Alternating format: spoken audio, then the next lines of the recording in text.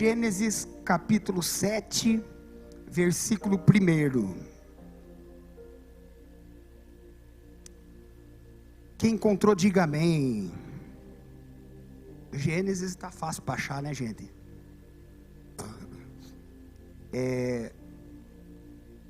7, versículo 1 diz assim: Depois disse o Senhor a Noé: Entra tu e toda a tua casa na arca, porque tenho visto que és justo diante de mim nesta geração. Versículo 4: Porque passados ainda 7 dias, farei chover sobre a terra 40 dias e 40 noites, e desfarei de sobre a face da terra toda a substância que fiz. Versículo 5: E fez Noé conforme tudo o que o Senhor lhe ordenara. Versículo 7 diz: Noé entrou na arca, e com ele os seus filhos, a sua mulher, e as mulheres de seus filhos, por causa das águas do dilúvio. Amém, gente? Uma informação: a arca de Noé, ela tinha 135 metros de comprimento, 22 metros e 50 de largura, 18 metros e 50 de profundidade. Esse é o tamanho da arca, segundo a Bíblia. Feita de uma madeira de nome cipreste, uma madeira bastante flexível, leve, bem resistente. E Deus disse para Noé que assim deveria ser feita a arca. Num lugar onde não havia abundância de água, não havia chuva. O Oriente Médio não chove quase lá, né? É muito difícil chover. E quando chove é chuva passageira, é chuva rápida, é uma pancadinha de chuva e já acaba. Noé começou a construir a arca e as pessoas começaram a zombar dele, porque ninguém imaginava que iria ter necessidade de entrar num barco, numa grande arca. Ninguém imaginava que naquela região poderia se ter um grande inundamento. Não havia essa impressão. Ninguém acreditava nisso. Então achavam que Noé era louco. A mulher de Noé, ela fica do lado dele. Então a primeira coisa que a gente aprende aqui com Noé é a parceria dele com a esposa. Havia uma parceria nesse casal. Pode até ser que alguns minutos ali ela ficou meio pensando que o marido dela estava louco, mas ela ficou do lado dele. E isso fez desse casal um casal vencedor. O tempo passou, a profecia se cumpriu, as águas do dilúvio inundaram a terra. Antes disso, Deus disse: Noé, prepara a arca, porque eu vou enviar um casal de cada espécie. São 7.000 casais de animais que entraram na arca. Noé separou esses casais de animais por espécie, por tamanho. Depois de tudo organizado, Deus manda fechar a porta da arca. Próprio Deus lacrou, selou a porta da arca para impermeabilizá-la. E aí as águas inundaram a terra. A Bíblia vai dizer daqui em diante que Deus fez com que a chuva descesse e as comportas do abismo abrissem e jorrassem todas as águas existentes na terra. Então não tinha como, a terra foi inundada. Eu até falei na reunião mais cedo que o dilúvio é algo que historicamente aconteceu, e existem, por exemplo, existe um livro que se chama Epopeia de Gilgamesh. São milhares de fragmentos desse livro esculpido em pedra. E conta a história de Gilgamesh, mas ali conta a história do dilúvio também. E nas mais variadas culturas do mundo você encontra registros de um grande dilúvio. Então, as águas do dilúvio, e eu creio nisso, inundaram toda a terra. Inundaram toda a terra. E é importante que você entenda que não foi por falta de aviso que as pessoas que ficaram de fora morreram afogadas. Durante os 100 anos que Noé esteve ali construindo a arca, ele pregou a palavra. Durante todo aquele tempo, Deus deu oportunidade para aquele povo. Mas aquele povo insistia em desobedecer a Deus. Havia naqueles dias muita prostituição. Havia naqueles dias muita idolatria. Havia um esfriamento generalizado do povo. Uma falta de fé em Deus. E isso fez com que Deus se aborrecesse e decidisse começar de novo a partir da família de Noé. Mas o que eu quero chamar a atenção é dentro da arca. Quem tem cachorro em casa? Levanta a mão aí. Gente, vamos falar a verdade? É bom ter cachorro, mas o que é a pior parte de ter um cachorro? Fale para mim. É ter que limpar o quê? O cocô do mardito. Desculpe aqui falar assim, né? Mas por quê? Porque dependendo do cachorro que você tem, ou de quantos cachorros você tem, toda hora você tem que estar limpando. A não ser que você treinou o seu cachorrinho, ele é muito obediente, ele faz certinho no lugarzinho dele fazer. Caso contrário, você está sempre correndo ali, limpa aqui, limpa lá, ou o quintal, e limpa o quintal. E é impressionante que quanto mais você vai limpando, e hoje você vê a tecnologia, produtos fortes para limpar, mas ainda assim, dependendo da quantidade de animais que a pessoa tem em casa, o cheiro fica impregnado ali. Sim ou não? Você já foi em casa que a pessoa tem um monte de gato? Irmão, a pessoa ela limpa a casa mais vezes do que todos nós, mas o cheiro não sai, porque impregna ali o cheiro, né, do animal. Isso é normal. Tem gente que gosta, tem gente que não. Agora você tem que pensar que Noé tinha dentro da arca uns gatão desse tamanho aqui. O casal de leão, o casal de onça, de tigre. Você sabe que o gato, o leão, a onça, o tigre, quando ele vai fazer xixi, ele espirra longe, né? E era para tudo quanto é lado da arca aquilo ali. Aí, para ajudar, tinha ali o elefante, que quando fazia de quilo. E você sabia que o cocô do elefante, ele é combustível? Ele fica fermentando ali, fica saindo um gás ali. É que na arca de Noé ninguém fumava, ninguém acendia fogo, né? Porque era perigoso até explodir a arca ali, Lucas. Os gases ali que ficava, aquela montanha do elefante, a girafa. E quando dava para um brigar com o outro? Imagina o ambiente dentro da arca. Ela era grande, mas ela não era... que nem eu falei, 135 metros por 22, um pouco mais larga aqui do que a igreja. Ela era grande, mas 7.000 animais ali ocupavam bem o espaço. Aliás, 7.000 casais de animais. Na escola bíblica nós vamos explicar para você como que coube 7.000 casais de animais na arca. Agora,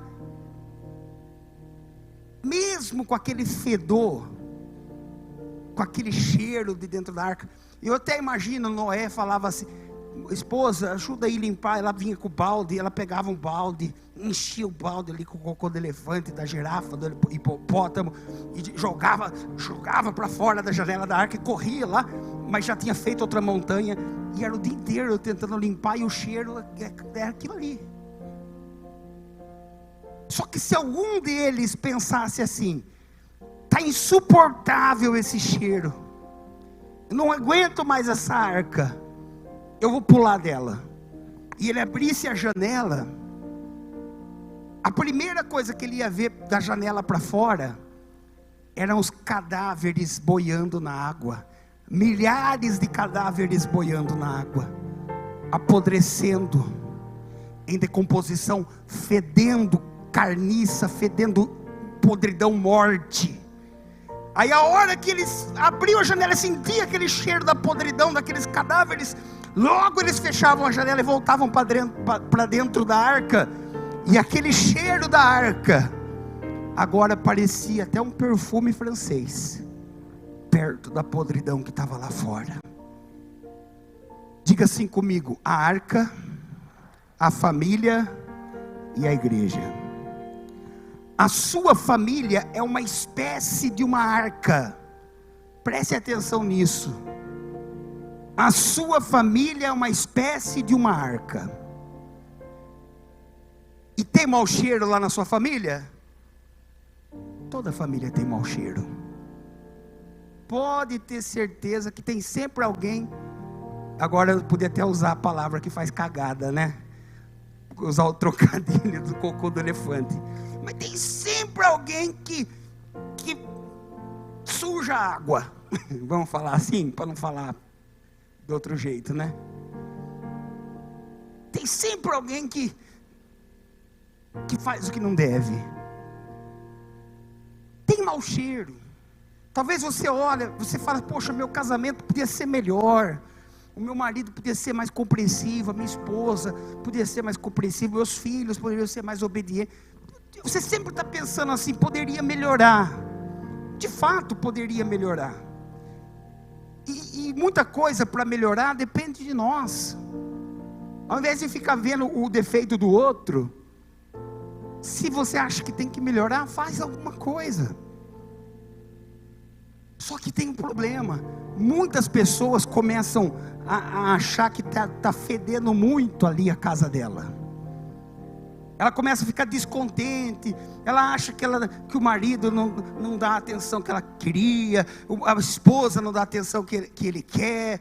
E ele começa a achar que o pai e a mãe é muito rígido, proíbe muitas coisas. E ele começa a pensar assim: quer saber? Eu vou abrir a janelinha da arca, ó, e eu vou pular fora dessa casa. Eu vou procurar outro lugar para mim. E muitas pessoas pensando que vão encontrar um mundo perfumado lá fora, por causa de uma coisa ou outra que não gostou, ou que não está gostando dentro de casa, acaba deixando a arca, trocando a família. Só que tem uma coisa, irmão: o maior erro que um homem ou uma mulher pode cometer é abandonar a sua família. Se você já cometeu esse erro, não fica remoendo. A mulher samaritana teve 5 maridos, e aí que ela teve um encontro com Deus. Se você já fez isso no passado, você tem que olhar daqui para frente e não fazer mais. Mas se você está pensando: eu vou sair da minha arca, eu vou deixar a minha família, e eu vou encontrar um mundo perfumado, eu vou encontrar um mundo colorido, eu vou encontrar um jardim de flores, você está enganado. Os mesmos problemas que você tem hoje, você pode ter num novo relacionamento, numa nova casa, num novo bairro, numa nova cidade. Porque os problemas não são o lugar.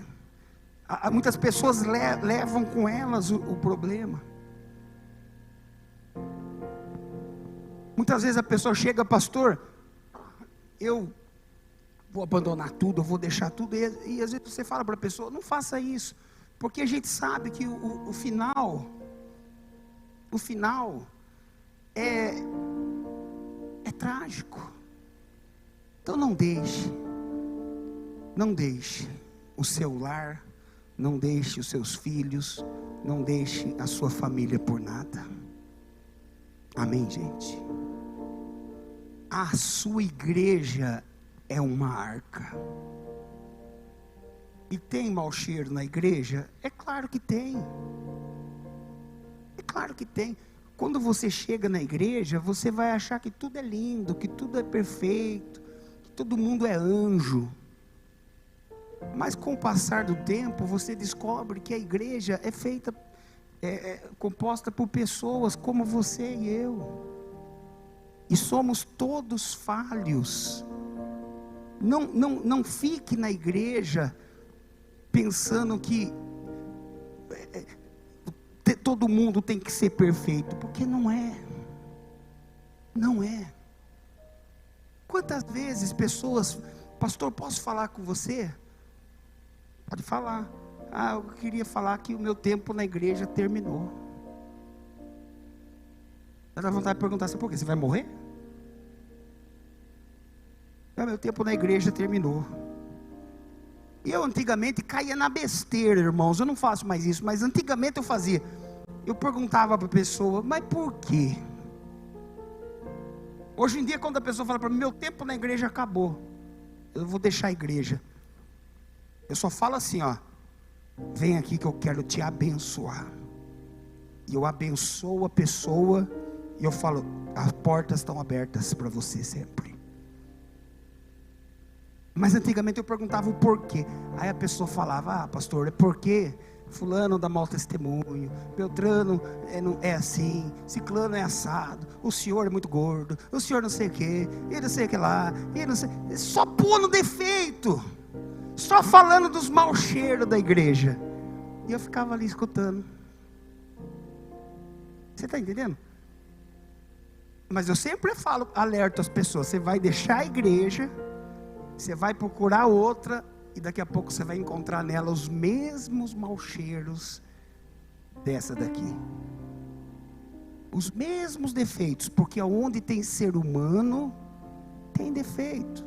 Então você não está na igreja porque ela é perfeita, mas você está porque ela é o lugar mais seguro para a sua alma.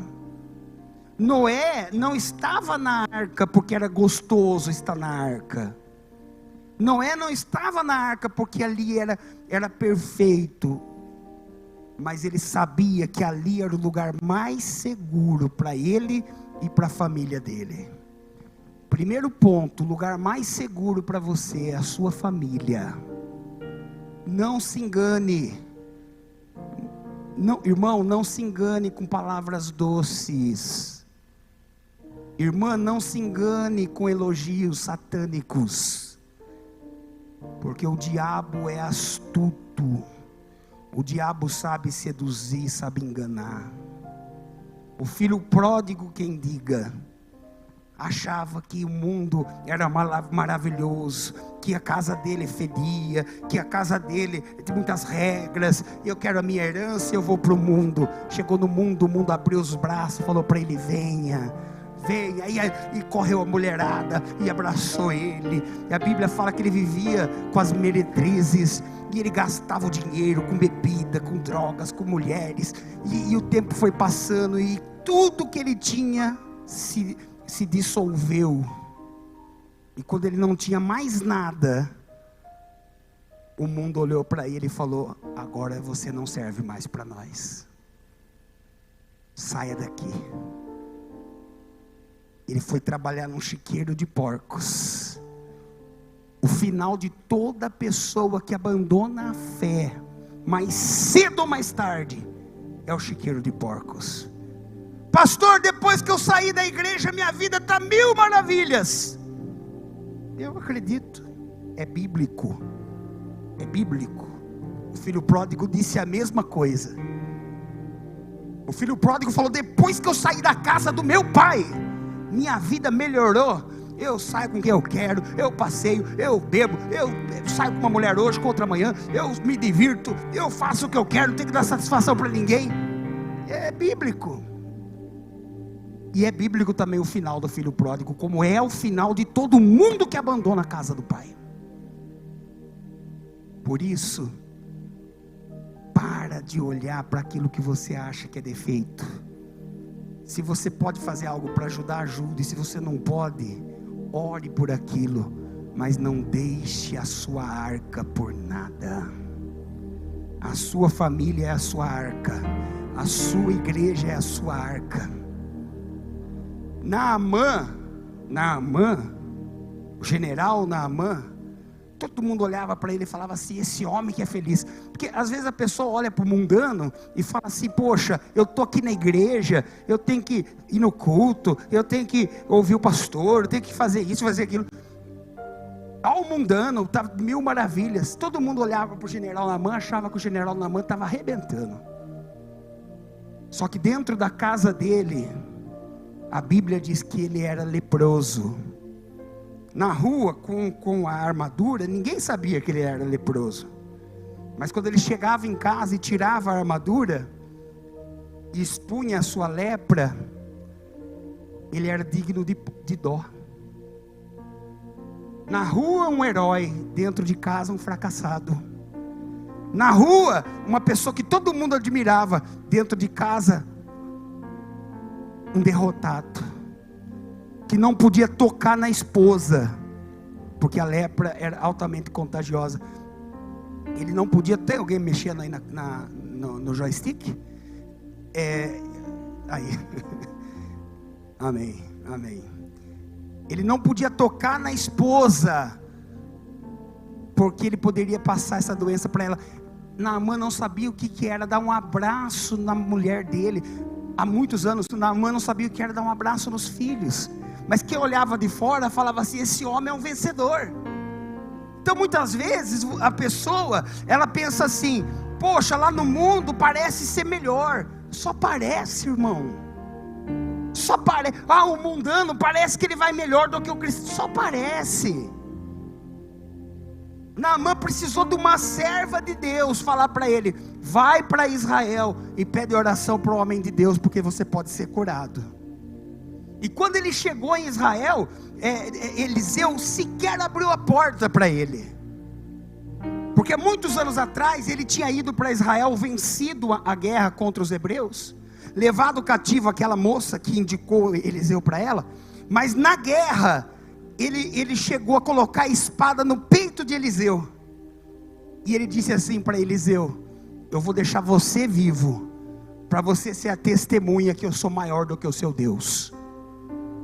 Anos mais tarde, leproso, ele estava pedindo oração para aquele homem. Eliseu falou: eu não vou abrir nem a porta para esse homem. Eliseu disse: eu não vou abrir a porta para quem zombou do meu Deus. Se ele quiser ser curado, ele que vá no Rio Jordão e mergulhe 7 vezes. Aí olha o orgulho daquele homem: eu mergulhar nesse rio? Jamais. Eu sou Naamã, eu sou o general. Esse homem tinha que sair, colocar a mão na minha cabeça, invocar o nome do seu Deus. Orgulhoso. Então para de olhar para o jardim do vizinho, pensando que a grama do outro está mais verde, porque não é assim.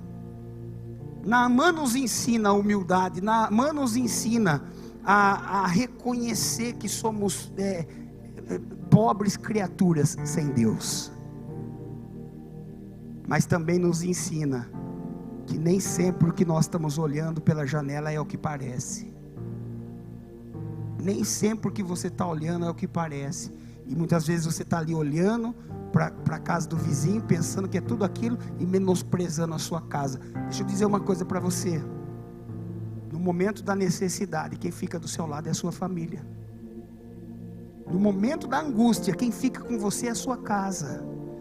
No momento da dor, quem ora por você é o seu pastor. Quem aconselha, quem te atende, quem te orienta é o seu pastor. Com todos os defeitos que a igreja tem, é o seu pastor. Quem cuida de você é a sua família. Por isso não troque por nada. Tem mau cheiro? Tem mau cheiro, a gente sabe. Nenhum lugar é perfeito, mas a igreja é o lugar mais seguro para você estar com a sua família. E a sua família é o lugar mais seguro. Deixa eu terminar. Eu conheço casais que o marido traiu a esposa e foi embora com a amante. Ironia do destino, Pedro, ou agir de Deus talvez, a gente não sabe. o homem contraiu uma doença gravíssima. Eu conheço alguns casos assim, tá?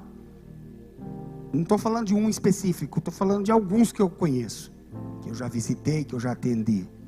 Aí o homem contraiu uma doença terrível, ficou doente, acamado, tendo de usar fralda. Aí sabe o que a amante fez? Foi embora. Foi embora. E eu conheço pelo menos 3 casos que a esposa foi lá e trouxe esse homem para casa de volta e cuida dele até hoje. E quem pergunta para ela assim: por que você faz isso? Ela fala: porque ele é o pai dos meus filhos.